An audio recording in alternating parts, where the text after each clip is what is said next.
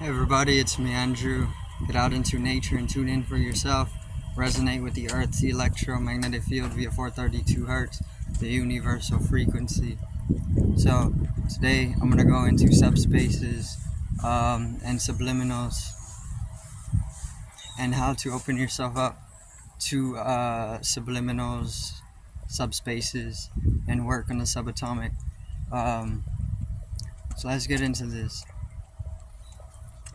So yesterday I was talking about opening up the subconscious, and this process is pretty much synonymous with the rising of Kundalini and bringing the Kundalini up to the higher chakras, so that there's energy flowing through them, and opening up the various different glands, which could grow a little stale, right? So as you do that, as you begin to open up the Kundalini, which is a very natural process, not anything complex, very simple. Once you start doing that and bringing the energy into the higher chakras, then you start opening up the subconscious. And the moment that you start opening up the subconscious mind, you start to see the various different subspatial activities which are taking form. And with the subspatial activities that you're able to open up your perception to, you easily start to see subliminal activities as well, because they come hand in hand with one another. And this is all within the realm of subatomic particle activities, or just the waves of the subatomic realm or domain. Which is pretty much quantum as well, because the quantum realm is all subconscious as well. It's extremely unifying, the quantum field, because it unifies everything on an energetical level down to the subatomic and further. So when you open up the subconscious, the nature of the subconscious is the exact same thing. It's extremely unifying, because it's able to it works beyond the optical illusions of separation and whatnot. So the subconscious doesn't see separation. It's only in the conscious realm, if you still support the whole illusion of separation within the perception, is where you're gonna find that illusion of separation in the conscious realm. The moment that you start to recede into the deeper dimensions of the mind or the subconscious is the moment that you dissolve into the universal unified field, right? Which is very important that you do this, because this is the nature of things. So the subconscious is the quantum field. The moment that you start receding into deeper dimensions of the mind or the subconscious, even, you start to coalesce within the quantum field more consciously. You're already doing that. Everybody's doing that, because there's no exclusion to it. It's all because it's all one being. You don't need to even know that you're doing that. You don't necessarily need to have the knowledge. The knowledge that's accumulated is for integrating what is unconscious or subconscious into the conscious realm, so that you can integrate into a self-realized state and expand the consciousness even further, which is the most essential thing throughout the entire galaxy or throughout the entire universe. The most essential investment is consciousness, and that's the absolute truth. Anything else is of a triviality and isn't actually needed. So the quantum field is the subconscious mind, and this involves subspaces, this involves subliminals, and anything else within the subatomic realm. So bringing subliminal activities into your awareness, into your consciousness, is very important, because this allows us to start to see beyond the Maya even further. Whenever you're tuned into the atomic realm is the building block for the Maya, for the illusion. The moment that you start to dissolve into something deeper, like the quantum field, you start to easily see beyond the Maya, or the illusory world, or the matrix. You can call it the matrix. So being able to see anything subliminal is already working within a subatomical domain, and subspaces and subliminals come hand in hand. In subspaces, you're going to be able to pick up on the mathematics of the subatomical domain, which is very necessary, because these are the mathematical codes which are going to allow you to be able to dissolve away from the Maya, or just liberate yourself. Within the mathematical codes of the various different subspatial activity or form, there's liberation to be found in that code,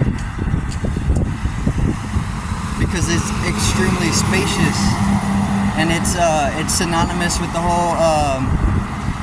whole teaching of Buddha, where he's talking about everything is impermanent. Everything is impermanent. Nothing is permanent, because everything is just space. There's no matter. There's like everything is 99.9999999% space, and there's 0.0000001% matter, right? And even within that 1%, you're gonna find the same ratio of space to matter. So everything is spacious, and everything comes out of the void. Everything's conceptualized out of the void. So because of this truth, or this natural principle, there is no permanency to anything. Everything is only temporary. Your life, your mom, your dad, your materiality, everything is absolutely temporary, and you're gonna dissolve away into nothingness, and that's the reality. That's the universe. That's Shiva. That's why he's the ultimate, because he is that force of absolute destruction, right? Which is nature. It's a principle of nature, or it's a force of nature. This is why it's divine, and there's divification within that tuning, or that coordinates to that force, that momentum of dissolution into the void, right? But subspatial activities and that whole encoding is gonna allow you, or subliminals, being able to bring more subliminal activity into your perception, is gonna allow you to see beyond the whole machine, or it's gonna allow you to see beyond the threshold, right? And there's a whole modern science that correlates to this whole process, right? I can go in with the modern science, and the whole formations, or the information that maybe the various universities will teach you about transcending the threshold and whatnot, with neurological anatomy and all this various different stuff. But just to keep it simple, the most simplest, I'll just use the various different terms that are used through all people, right? So it's just subliminal activity and subspaces. Tuning yourself into these more precisely allows you to see beyond the whole veil. And not only that, but it allows you to break through the threshold. And once you break through the threshold, there is no longer an illusion being supported.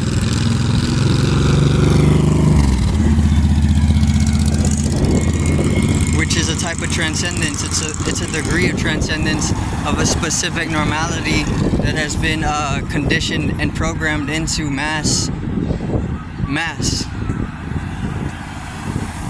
So being able to break through that as an individual starts to quantumly ripple outwards throughout that very mass who has been programmed to that very normality, which is of a certain density within the octave.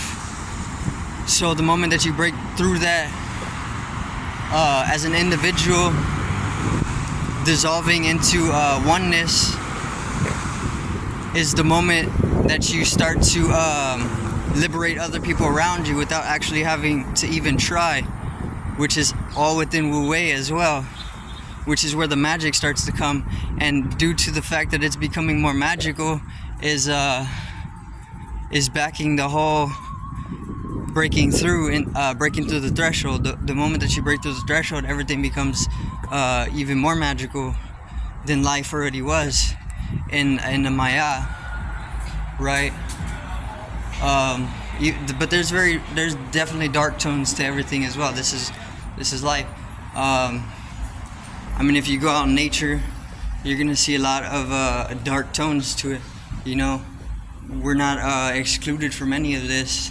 It's something that we just integrate into ourselves, integrating the shadow or the subconscious or the unconscious, which happens of itself as well. You can effort it, you can accelerate the process, but it's going to happen anyway, especially if there's people who are waking up around you. Then you're going to pick up on that because it's of a higher density. The process in itself is within the golden means, and the golden means is a design founded within all of the universe.